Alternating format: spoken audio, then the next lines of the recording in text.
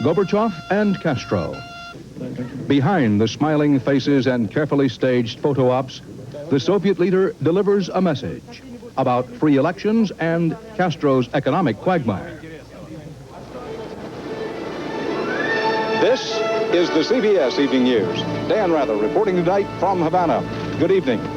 On this island of sun and sea breezes, the world's most visible communists spent most of the day indoors.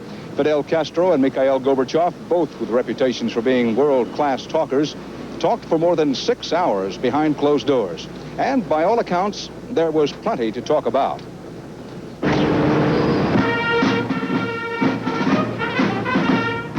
Their day did begin in public. A short wreath-laying ceremony under splendid sunshine to honor the Cuban George Washington, Jose Marti. Ordinarily, Fidel Castro does not make an appearance at a ceremony such as this, but then Gorbachev is not ordinary.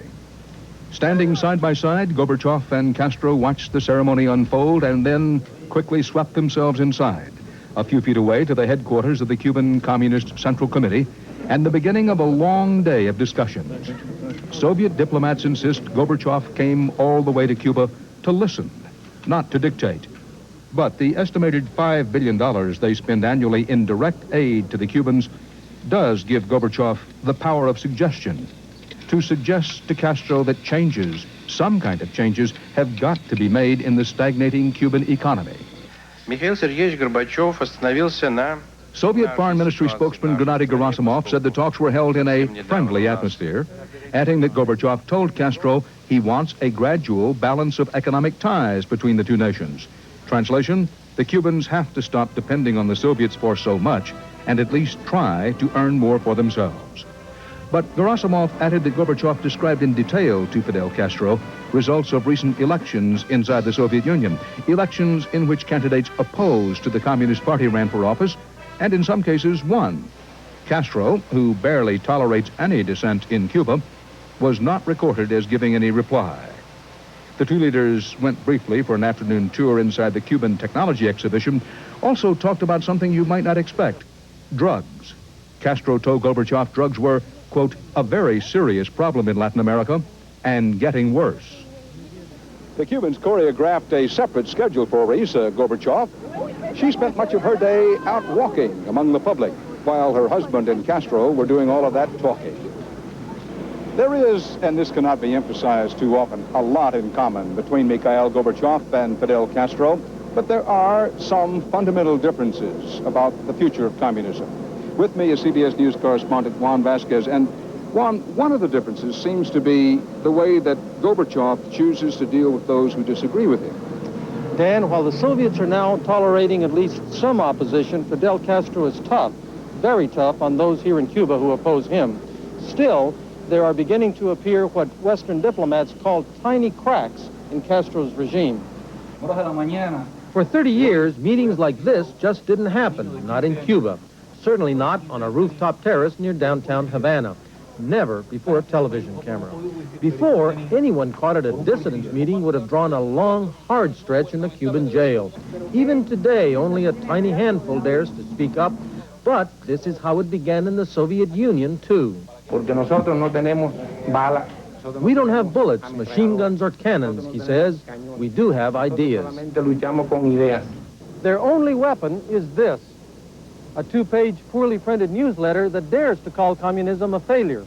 The latest edition compares Fidel Castro's Cuba to the Soviet Union under Stalin. The most cruel and the most repressive government existing right now in the whole American continent. Talk like that and the newsletter got Martinez Lara, a one-time Cuban intelligence agent, arrested last week. Exclusive pictures taken by CBS News show him and other arrested dissidents arriving at a municipal court for a summary trial. Just a few months ago, a delegation of the United Nations Human Rights Commission came to Cuba for the first time. They toured some of the most notorious prisons on the island. Cuba still holds hundreds of political prisoners, but diplomats say many fewer than in years past. Commission members were even received by Castro, who is under increasing international pressure to allow greater freedom. Now, the Human Rights Party has come up with a new and wildly improbable idea. Change the president is the principle objects, change the president, and change economic system. They want Cubans to have a chance to vote yes or no on Fidel Castro. They claim to have nearly 30,000 signatures on their petitions, but the government, they say, has seized most of the documents. That Castro is afraid of doing a plebiscite in Cuba because he's afraid that people could express themselves freely, and people will say no to Castro. The Cuban government scoffs at the idea. Suggest that a plebiscite should be also organized in Cuba is simply monstrous. No, we will not organize a plebiscite. But at least someone is discussing the idea in public. Martinez Lara and his followers were fined about $300 for printing an unauthorized newsletter, but they weren't thrown in jail. They weren't beaten. In Cuba, human rights progress is measured in small victories. Juan Vasquez, CBS News, Havana. Dan, this is the kind of story we would have been expelled for reporting only recently. The fact that it's happening at all is a sign that even in Cuba, change is possible. Something to keep an eye on. Thanks, Juan. President Bush and his administration are somewhat encouraged by all of this, but at least publicly the State Department still is very hardline when it comes to Cuba. The main reason diplomats cite for remaining resolute against Cuba is Fidel Castro's record on human rights.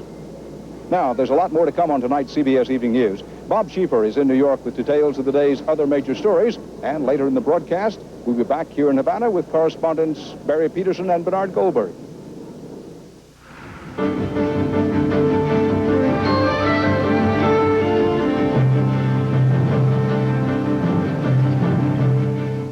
In this country, President Bush is holding some summits of his own this week on the Middle East. First came today's meeting with Egyptian President Hosni Mubarek. Mr. Bush called for Israel and Palestinians to create a new atmosphere for peace and said the right kind of international conference could be useful.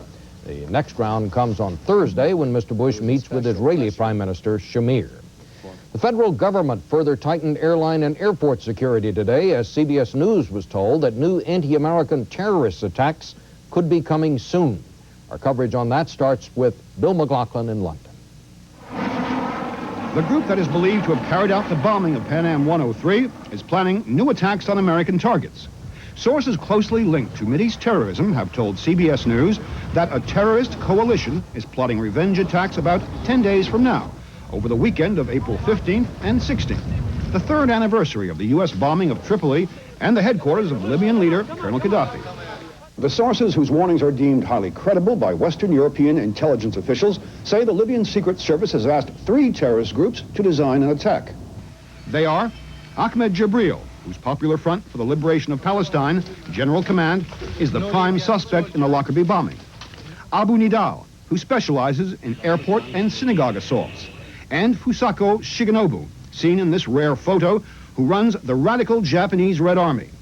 Intelligence sources say to mark last year's anniversary of the U.S. bombing of Tripoli, Shigenobu led the operation that planted a bomb outside a USO club in Naples, killing 5 people, including an American servicewoman. The terrorist groups who depend on Gaddafi for military bases and financial support seem to be plotting to make this year's anniversary an even bloodier one. Bill McLaughlin, CBS News, London. Joseph Ammerman. 103 days after the tragedy of Pan Am 103, families of the victims gathered in Washington to remember and to ask some basic questions of President Bush. Why, 103 days later, haven't effective security measures been taken or even proposed? Finally today, the new measures came. They include speeded up deployment of thermal neutron machines to detect plastic explosives. As many as 100 are now slated for U.S. and foreign airports. But just when that many new machines can be ready is unclear. Other measures, more FAA security specialists to be assigned here and abroad. How many and when, also unclear. And improvement of the FAA security bulletin process. Along with the new measures came reassuring words. We do have the safest aviation system in the world. The airlines will be responsible for the new measures, the cost to be passed on to the traveling public. Experts say a major weakness remains in the low-paid employees who operate the system. For the families here today, the new measures are too late. They and the traveling public can hope they're not too little. Mark Phillips, CBS News, Washington. Heavy gunfire was reported tonight in Haiti's capital of Port-au-Prince. The Reuters news agency reports fighting has broken out between loyal troops and soldiers of an elite battalion who are demanding the release of their jail commanding officer. He was arrested for his role in yesterday's failed attempt to overthrow the government of General Prosper Avril.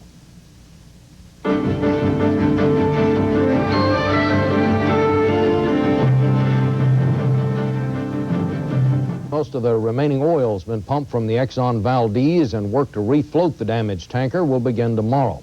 There were some small victories. 5 otters cleaned up at the Animal Rescue Center left Valdez today for SeaWorld in San Diego. But the death toll among wildlife climbed as oil from the worst spill in North American history continued to spread through Prince William Sound and onto the Gulf of Alaska. President Bush took visiting Egyptian President Mubarak out to the ball game today, with Mubarak looking on in Baltimore's Memorial Stadium. The old Yale first baseman tossed out the ceremonial first ball today before the Orioles-Boston Red Sox game. In a sport built on tradition, the presidential pitch to open the season is a practice dating back to William Howard Taft in 1910. But in Cincinnati, which has the oldest franchise in the major leagues, fans weren't much concerned with tradition today. And Frank Courier has our report on that.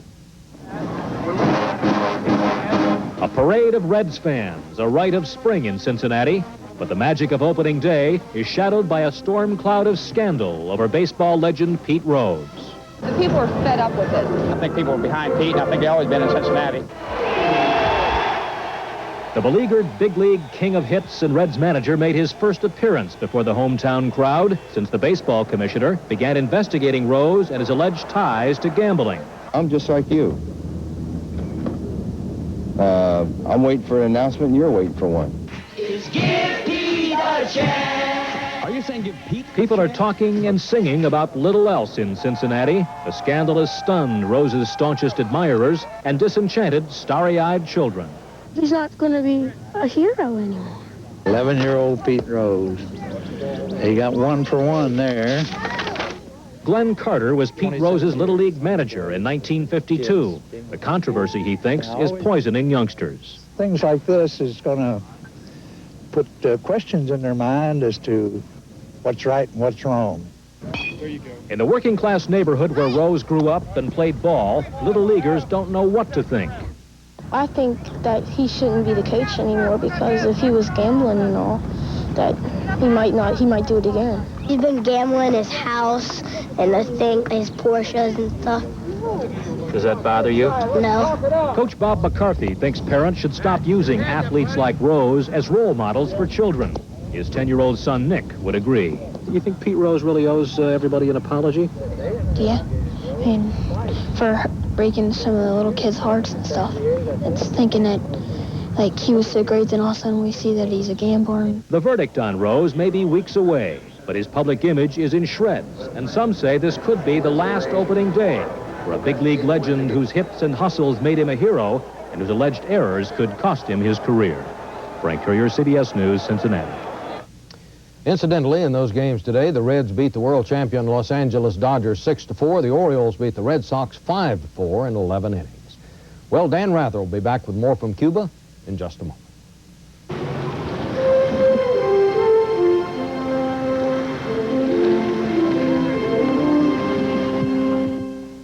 We're back in Havana at a spot Fidel Castro, understandably, likes a lot. This is an exhibit of planes, tanks, and a ship used in and captured in the overthrow of the Batista government 30 years ago. Our Moscow correspondent, Barry Peterson, has joined me now. And Barry, ever since the Cuban Revolution, the Soviets have kept a steady stream of expensive equipment coming in here. That's right, Dan. The Soviets have spent billions of dollars keeping Fidel Castro supplied. And it's not often that Americans get a chance to see just what it is that Moscow has paid for. This is a rare glimpse of the Cuban Navy. The sailors drill constantly. The equipment, the best the Soviet Union can supply. The Navy of 12,000 men, larger than Canada's. The enemy they guard against is right out there, the United States. Fidel Castro still believes in the Mao adage that power comes from the barrel of a gun, and his island bristles with some of the most modern, such as these advanced MiG-23s. Look at our new tanks, says a soldier, a gift from the Soviet Union. Indeed, with an army of 150,000 and almost that many more in the reserves, Cuba per capita has more men and women under arms than any country in the world. So it has a military capability and military machinery, out of proportion to their needs for internal domestic control. Castro sent his military off to Angola. Many consider it a failed policy that cost an estimated 6,000 Cuban lives. And the men and materiel sent to Angola are part of Soviet military aid estimated at $4 billion since 1980. Aid that some Soviets believe was squandered there. The soldiers are coming home now. A detachment landed in Havana the night before Gorbachev began his visit. So Barry, what do you think? Since Castro, at the Soviets' urging, is pulling back from Angola, is he now likely to reduce the size and scope of his military? You know, Dan, I think the answer might be found at this very spot. If you see this airplane over here captured in the ill-fated Bay of Pigs invasion, launched from the United States, Fidel Castro keeps this island united in part by saying it could happen again any day. You know, he tells his people, this island will remain Cuban so long as there is a Cuban with a loaded rifle still alive to fight for it. Thanks, Barry. And I'll be back in a moment with a look at Fidel Castro's new plans for trying to bring in the money his economy so desperately needs.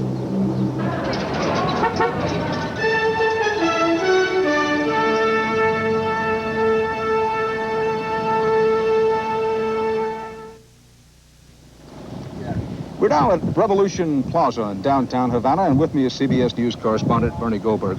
Bernie, for our viewers who do not know Cuba or Havana, you start here, any tour, with this massive monument to the revolt against Spain. Well, right there, that statue, Dan, that's to another revolutionary, one of Fidel Castro's greatest heroes, Jose Marti, the man who led that revolution just about a century ago. And then over here, across the plaza, swept by ocean breezes, a monument to Fidel's revolution, the new revolution, mid to late 20th century. A 7-story high portrait of Che Guevara, the late alter ego of Fidel Castro. And a symbol, Bernie, of the fact that this revolution is about as institutionalized, as set in stone as a revolution gets. Right. Look at it this way, Dan. When Fidel Castro came to power, Nikita Khrushchev was in the Kremlin and Dwight Eisenhower was in the White House. In fact, except for King Hussein of Jordan and Kim Il-sung of North Korea, nobody's been on the world stage in power longer than Fidel Castro. He is 62 and still looks like a revolutionary. His wardrobe might as well come from Hart Schaffner and Karl Marx.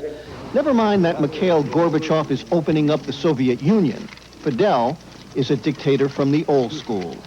Cuba is a totally closed society. Cuba does not permit any kind of opposition press, opposition speech. There are no civil liberties in Cuba. 30 years ago, Cuba was anything but closed. In fact, it was wide open, a playground for rich Americans loaded with gambling and prostitution. 30 years ago, Castro ousted a corrupt dictator, and overnight, tourism was dead. The capitalists were gone. Who was this man, Castro? And of course, I have said very clear that we are not communists. Despite what he said, Fidel Castro, of course, is a communist of the first order. And today, the maximum leader, as he is called, is presiding over an island whose economy is a maximum mess. So what has Fidel devised to help keep Cuba afloat?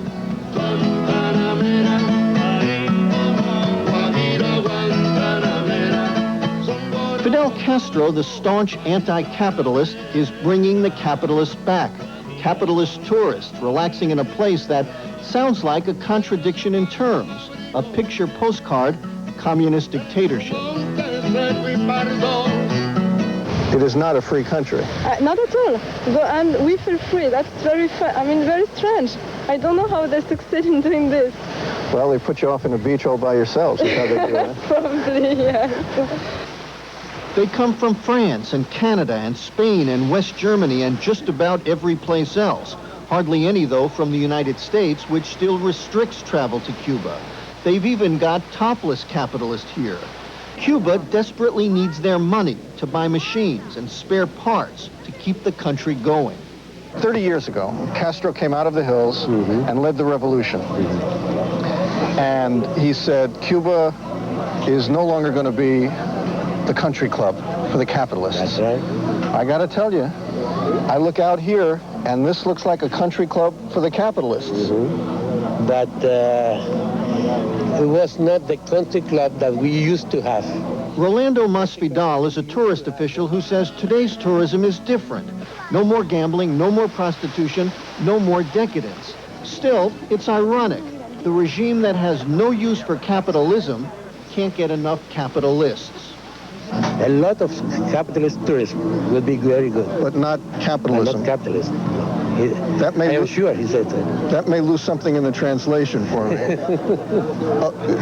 Capitalist tourists spending dollars are good, but capitalism isn't good. The capitalist system is not good for Cuba. Fidel Castro may truly believe that Gorbachev's new openness inevitably will fail. But Castro is opening up too, a little anyway, which is why Cuba's present is flirting ever so gently with its pre-revolutionary past. Sun, sand, and cigars, but most of the people enjoying them are Europeans and Canadians, Bernie. Even if our State Department would allow it, what do you think? Would people from the United States be welcome here? In a word, absolutely. Fidel Castro, the same man who threw the Yankee capitalists out 30 years ago, would just love to have them back now. More precisely, he'd love to have their cash back now. Thanks, Bernie. And it's a reminder of what a thin line Fidel Castro tries to walk between his passion for communism, his hatred of capitalism, and his need for cash. A line he now walks with Gorbachev. We'll be here again tomorrow covering the Communist Summit just 90 miles off the U.S. shores. For now, that's tonight's CBS Evening News. Dan Rather with Bernard Goldberg. See you tomorrow. Good night.